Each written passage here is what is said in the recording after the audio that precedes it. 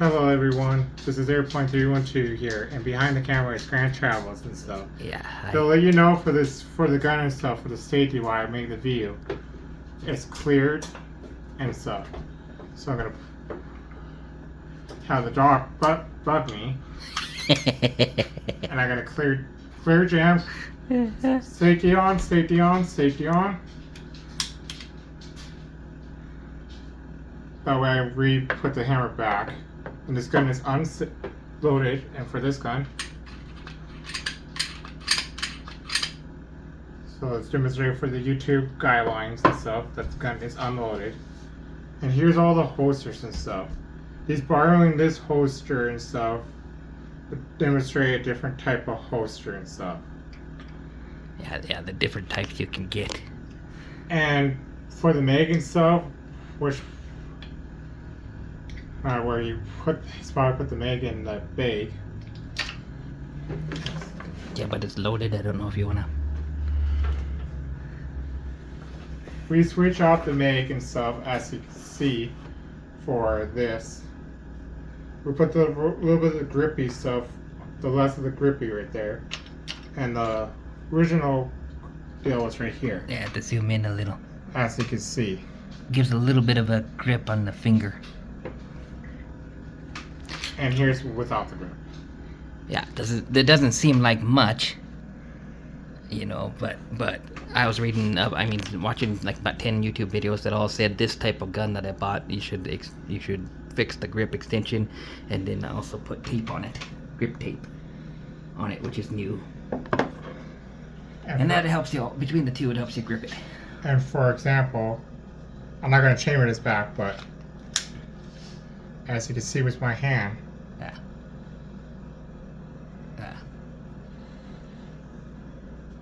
yeah, it took a little while to fight with it, but I see as I can unload and demonstrate to prove it's unloaded. Mm-hmm.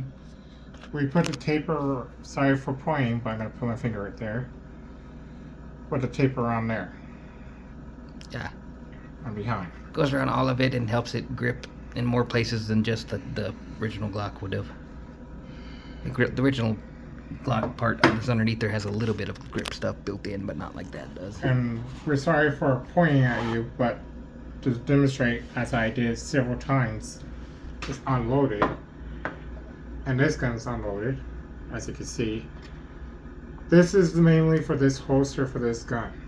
Yeah. As you can see.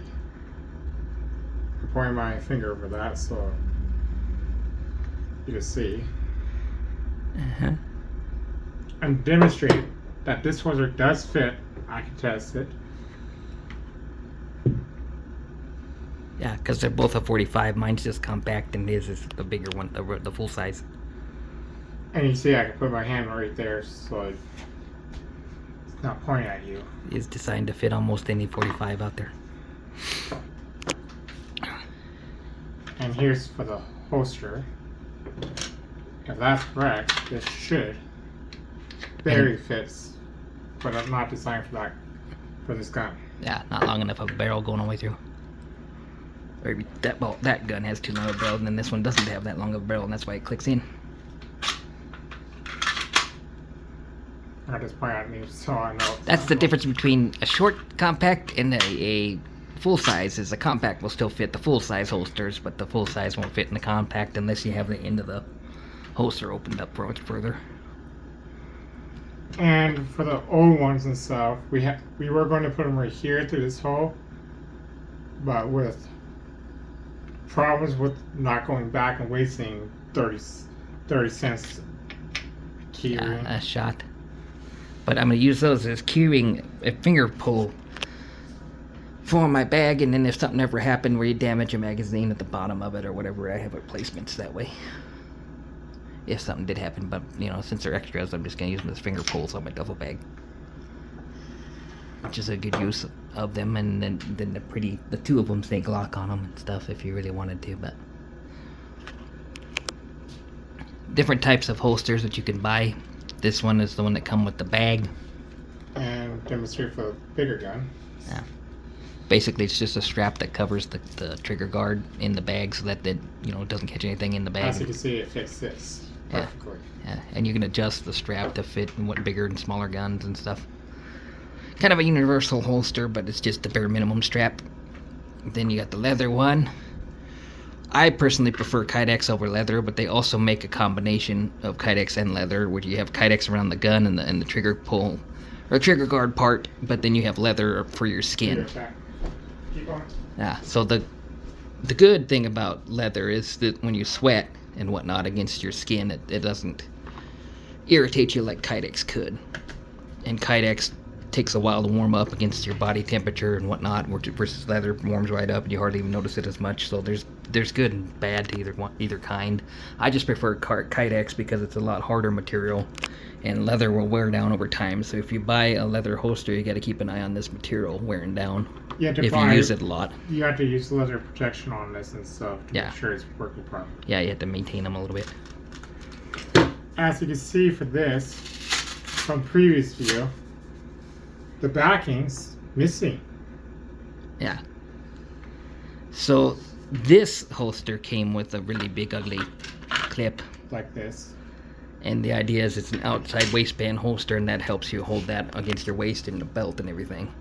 But you don't really need it. And we both had the same idea without even talking to each other or nothing. Even when I bought it, I didn't want to use that big clip. I wanted to switch it to the little one. And he said the same thing when we were sitting here at the table. This is like without a even random talking deal. about I started unscrewing and say, hey, let me test this. So I'm like, yeah, we're gonna do it that way then. If we both agree without even talking about it.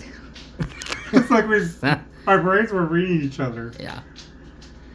Because this is a little bit intrusive. I kind of tend to think having to do 2 different clips on your side all the time to get it to come off and on and everything when you can just do it in one.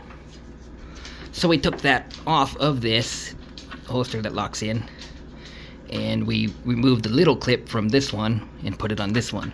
And we had to do heavy modification on this. Yeah. Had to drill out the holes a little bit better to get them to fit the smaller one versus the big one. And I don't know if you can really see it, but there's a bigger gap than what the little one has, so we had to adjust that. But I wasn't planning on using the clip on this one anyway, because as you can see, I'm going to use it on Velcro. And the problem is, he said, oh, I'm going to adjust it. I said, I don't unscrew this now because it's permanent where it is. But I bought this outside waistband holster the other day, mostly because now I can go to the range, and when you practice and reholster and everything, it's right there and easier to get to than having to pull out about the tiny end in the waistband. As you can see for me, since I don't have the belt. Yeah, it gives you different options that you can go by.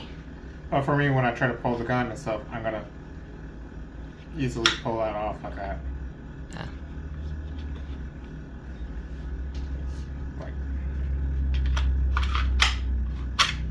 It stays like that. Yeah, he's doing cross draw because he's right-handed, I'm left-handed, so the gun is set up left-handed. But now it came off like that. But just show an example of it. But here's, because it goes cross draw. I could set it up right-handed and even shoot right-handed, but the added advantage of being left-handed is people aren't looking for the gun on your left side as often as they do on the right. Let's see if I can. Yeah. But you I can do it. But yeah, you can hear it click in when it locks, which is nice. That's just kind of an added benefit. You know what's in there. Yeah, because then I can do like that, and that's more of the kind of duty holster that I had as a cop. You could hear it click in. Secure it for retention. And that's actually demonstrating how for quick draw. Yeah. Yeah, I might do it slower and stuff, but if I do it more nicer and stuff, I could probably do less than 15 seconds. Yeah, so if you're going to go appendix or you want to go super thin on your sides or anything, this is the better holster to go with. The problem is the reholstering, you really have to manage it harder than you do have to manage an outside waistband holster. For me having it here, that feels uncomfortable. Yeah, what they've been That done. really feels uncomfortable. Yeah, imagine it with the gun in there. I'm trying it on the other day, and I just can't get used to appendix. Yeah. especially not from a seated position. Everybody says that's, and I can see the advantage of it though, because it's a fast draw when you're standing up or whatever, you know. But I sit down about half the time, so I don't see the advantage of it. Overall, when you could carry it in a bag or something and get to it either way, standing or sitting. Oh, I did that wrong. It is a fast draw though, I'll give them that, because you're used to just going right to that spot in the middle. Yeah, it feels uncomfortable. When you're sitting down, it especially pinches in and feels uncomfortable. And since But it's an option for some people who like to do it. Put it with the gun. Yeah. Yeah, that's not uncomfortable with the gun. But standing up and walking around with it ain't too bad, but you can still, yeah, you'd feel it and everything there. Maybe if you had a smaller gun, like they make even smaller Rugers and stuff like that, they're smaller than that Glock. And for the dog and for child protection and stuff, I try not to show as much as intended. But the idea is here is you have, if you do buy holsters, try to buy different kinds so it gives you different options. Because now I have the bag one, the outside the waistband one, the inside the waistband one, and then the tiny one in the bag. Yeah, the holster on the side. This feels a little uncomfortable, but not that much. Yeah. Yeah. So the only other thing I want to point out really is this one. Maybe you want to take that off of there. This one is a weapon mounted light holster. You want to put the gun in there and show you how it. I might have pointed this out in a different video, but we did. Yeah, holster it, but I want to show you the difference now that I've got what I was talking about before. Now that since I bought it. But that's a weapon mounted holster, so it's got the further in down part for the gun to still have a light on the rail. But the downside is the back guardrail of the holster itself, or the trigger guard, is not completely covered like it is in this. Yeah, just like that. Yeah. As you can see, I nearly can holster it. Yeah, and then as you holster it, you have to kind of hold the slide in because we're still making adjustments on it. But if you click it in here, this one covers the guard all the way, like it's supposed to, and that's the difference between the weapon mounted. Yeah. And his gun is unloaded, so I'm not afraid the gun is going to fire. But see how it completely covers the guard.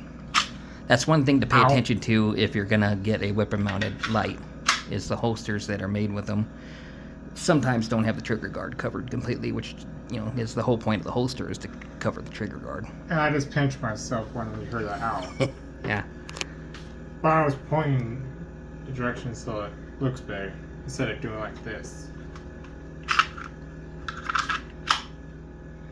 Yeah. So if you don't like Kydex, you can get a hybrid Kydex and leather, where it's got the Kydex inside for the gun and the leather on the outside for your skin. That'd be the best way to get a leather holster, in my opinion. But you still have to maintain it. And they do make these universal. If not, 3D print it. It's not that much difference. Oh, yeah. I hate to say it, but just get the hardest plastic to make a 3D print clip. You could very well do that, yeah. So just showing you the latest update on the gun and setting the stuff up. But that was pretty much everything, just the different types of holsters that you have out there available. And try, each time you buy a holster, try and buy a different one, that way you have different options. And then we'll demonstrate the other gun, the bigger boy to the... Yeah, compared to the little one. And then I bought that knife the other day, the Smith & Wesson gun knife I saw on Amazon as part of the Amazon refund from that jacket that's over there in the corner. And plus the holster and the grips and tape and stuff for the gun I bought off of that. Difference of that refund, since I had the $89 refund to do with anyways. And once again, we hate to say this, and we highly advise, don't do this all the time to the companies like that. Yeah, that's the only refund I've done all year long, but they only really did the full refund because they sent it out once as a correction, and then it come back the second time and still wasn't fixed. And then we asked nicely, hey, instead of sending it back, can we have like a $20 or $30 refund? Yeah. Like a partial refund. Yeah, and they went ahead and authorized the whole refund. And I could hear the supervisor in the back, because you can hear a fake beep beep, because you could hear the supervisor in the call. Well, yeah, and then I also have a feeling that that's a very well-known thing, that they've had 3X problems with sizing, with not coming with the concealed thing. Oh, speaking of, you can show the coat. And by the way, usually you can tell if there's a supervisor listening to your call. I'm gonna move all this. But Legos out of the way.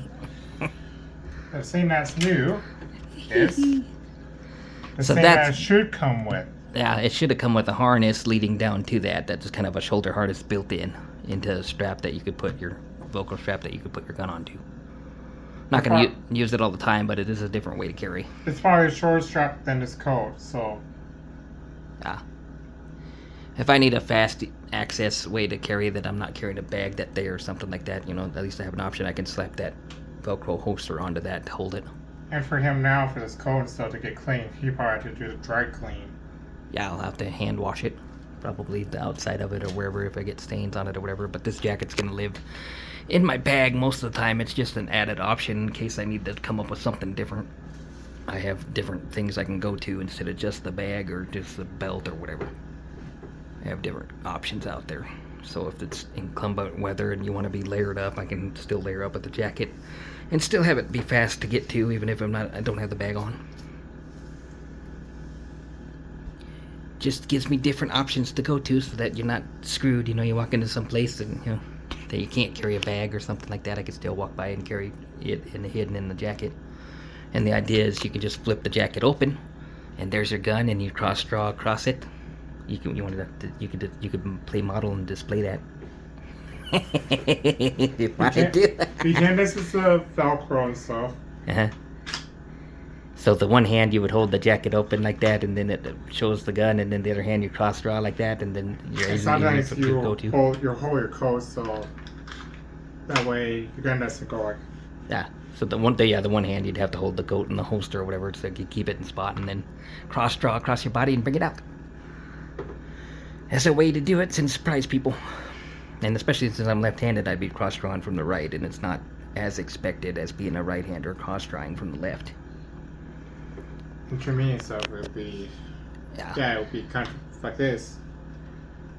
Yeah, it's more difficult right now. Yeah, that's why you'd have it on this side to cross-draw from, so you can hold the jacket open with your left hand. Yeah. Since I'm right, be on my left, and it's easily. And then, obviously, you want to put a warning if you're going to cross-draw. You got to really watch what you're doing, because if that accidentally goes off, you're going to shoot yourself in the gut, which is not good. That's why you always try to keep it like this. If you can feel your Velcro on the deal, you can hold it. Yeah. And then go like that. Yeah. So that's pretty much it for this video. Just wanted to show you the latest of the updates. Still waiting in limbo land. We are seeing a little bit better loads on the load board, but not nothing from Texas yet. And the funny part is he's seen another run from Goshen, Indiana to Billings, Montana. Yeah, which I could, if I'd have wanted to, I could have gone over there.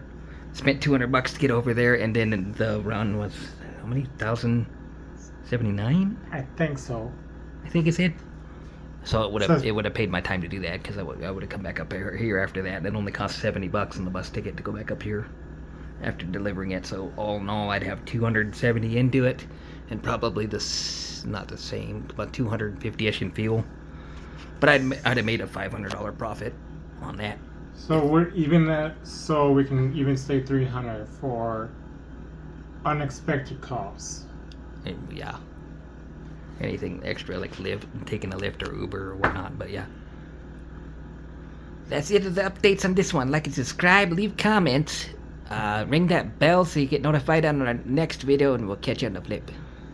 Okay, cut! And we'll go like this. This way, and then baby that way,